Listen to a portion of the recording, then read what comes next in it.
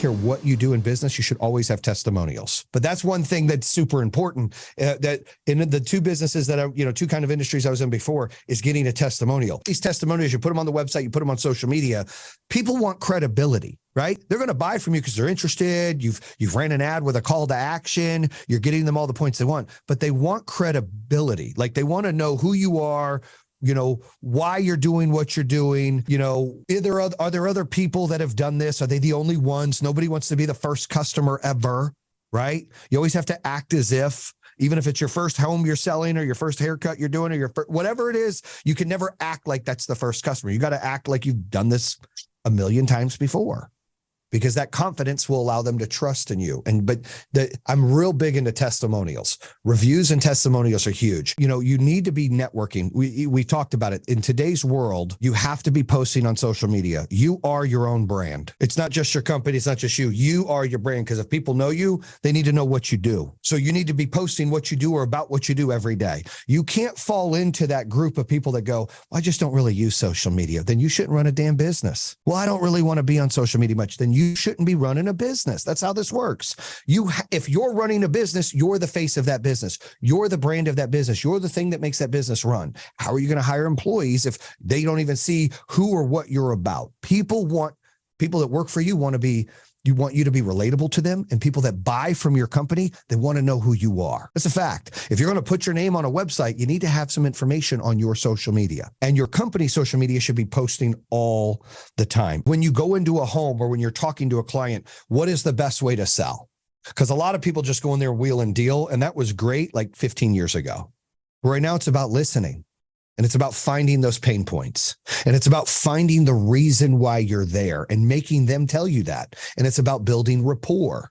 And it's about letting your guard down, but helping them put their guard down. We all know this. And whether you've done in-home sales, you've done anything that any of you guys have done, people don't want to be sold. So they automatically have their guard up and they're scared that you're going to take advantage of them. Even if they invite you in the home, even if they called you for the service, they feel like they're not getting the best deal and their guard is up. Your job as an entrepreneur, as a business owner, as a salesperson, as a broker, as a real estate agent, is to get that guard to come down and have a relationship with them.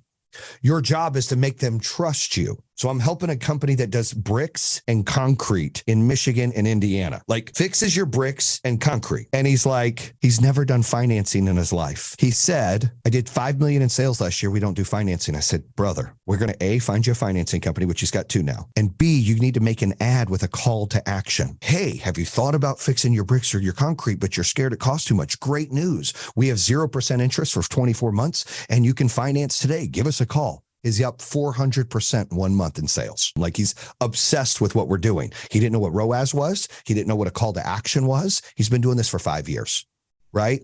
So it's important that you guys, first of all, are like, hey, this is what we're great at. We're great at software sales. We've got a great vision. We've got a great idea. We're a great partnership. We bring all this, but we need to expand. So self-improvement or reaching out and bringing people on that help build this Avengers type team to take it to the next level is the first step. Because a lot of folks sit in your guys' shoes and go, I'll figure it out on my own.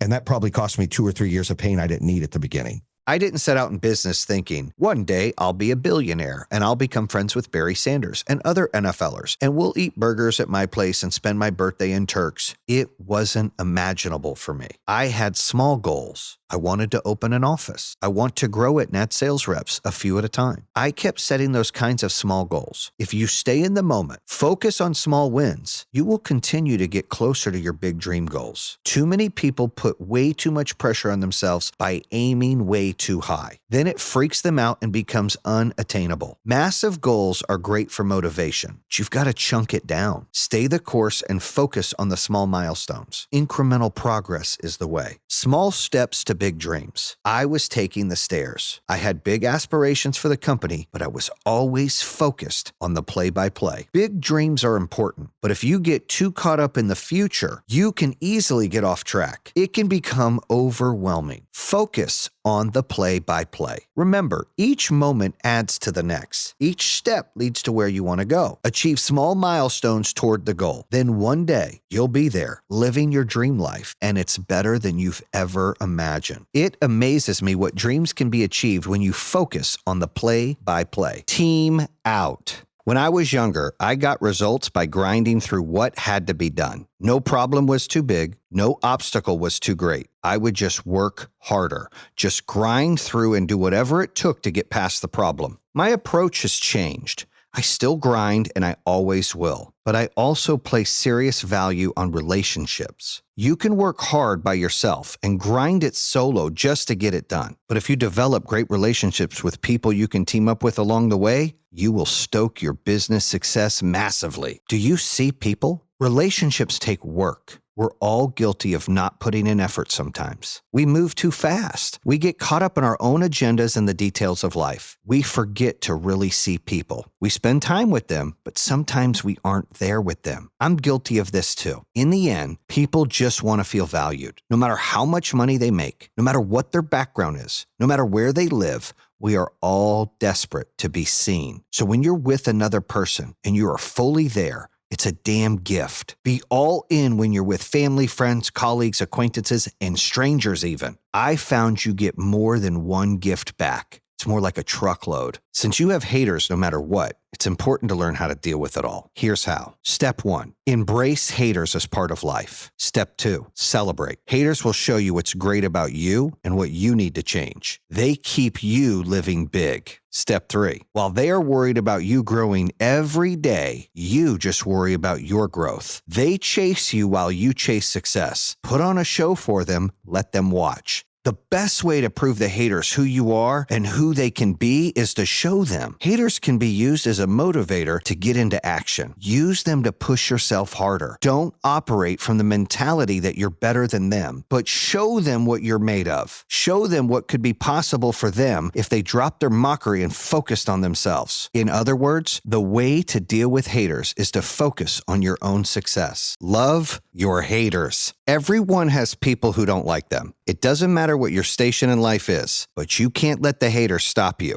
Instead, embrace what they say and use it as fuel. The best way to show the haters not to hate is to stay in your lane and succeed. When you win, they'll question their views. They might even join your team. Don't get caught up in the negativity. Focus on your own success and teach everyone around you to do the same. Keep your eyes on the achievement you're after. When it comes to any goal you want to achieve, make sure you're always stretching a little more. That's the key to staying at the top of your game at anything. That means you should be failing. If you're not challenging yourself enough. If you find yourself at the top, look for other people to stretch toward. Stay in the performance sweet spot by always setting higher personal KPIs, key performance indicators. If you're failing, it's a good thing. Just make sure you bounce back. It's not about you and your worth. It's a measurement of your performance and an indicator that you're growing. Focus forward. When people can't let go of the past, I tell them, your eyes are in the front of your head, so focus forward. What I mean by that is it's a waste of time to suffer over what has happened in the past. When you focus on the past, you're not concentrating on the future. Said another way, you can't drive very fast if you're constantly looking in your mirrors. If you're not careful, you'll drive your ass off the road. In the heat of the moment, I forget this little pearl of wisdom too. I must remind myself that being mad or overly focused on a loss in the past takes your energy away from the present. Deal with the situation, then move on. Failure is an opportunity. Many of us are conditioned to believe from childhood that if you fail, you've screwed up and you're a bad kid. But you need failure to get success. To embrace failure, you must stop seeing it as an obstacle and start relating to it as a gift or an opportunity. If you don't fail, you can't get better at anything. When failure shows up, it's an opportunity to examine what happened, look for ways to avoid that hang-up next time, and put processes in place to turn it around, improve, and win. If you're not failing,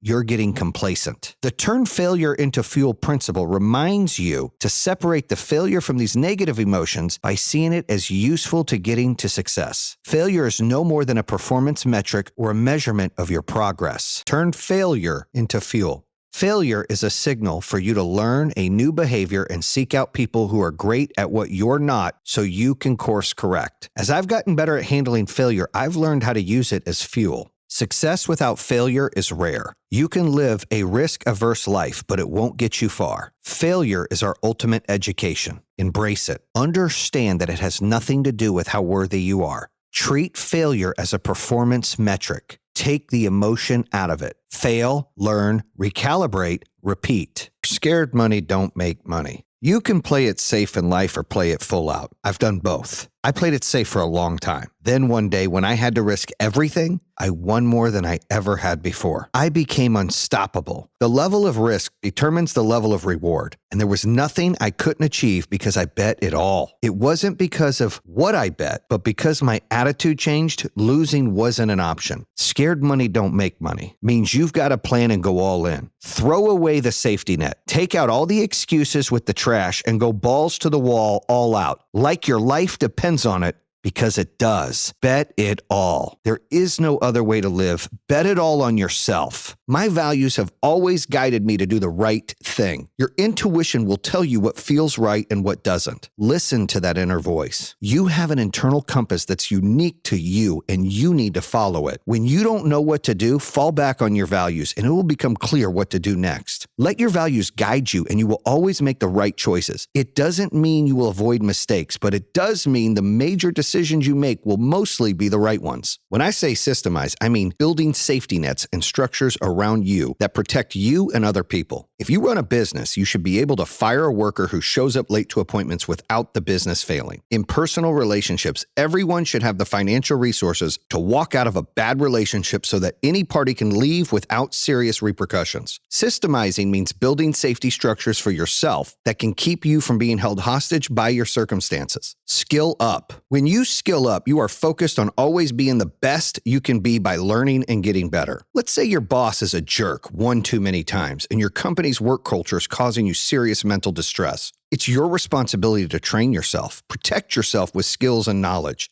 Don't get complacent. If you have enough skill and resources, you can walk out at any time and find another job instead of feeling stuck. Stick to your values. Rely on what you believe in. Make decisions using your moral compass. You always know what is right for you. If you're compromising what you believe in, you will feel it instantly. When you honor your personal values, you can't fail no matter what. I firmly believe that if you ground yourself in what you know to be true and you let what feels right guide you, you can never go wrong in any situation. Never be held hostage. Do you feel like a victim? Are you doing that to yourself? You must be strategic in life. You must think ahead and build structures around you so you never get stuck in a situation where you can't do what you want to do. No one ever has the power over anyone. You need to be smart. You must systemize, skill up, and stand in your values so you don't get in any situation where you are held hostage. It takes courage, and it might take time. When you apply this principle, don't expect overnight success. Sometimes it will get uglier before it gets better. Just put your head down and grind out from that place. Keep operating from your core values and beliefs. Trust yourself. You will always get what you want if you stand firm in what you believe in. I see it all the time among entrepreneurs, people in relationships, even my sales reps. They say, I'm not seeing the results fast enough.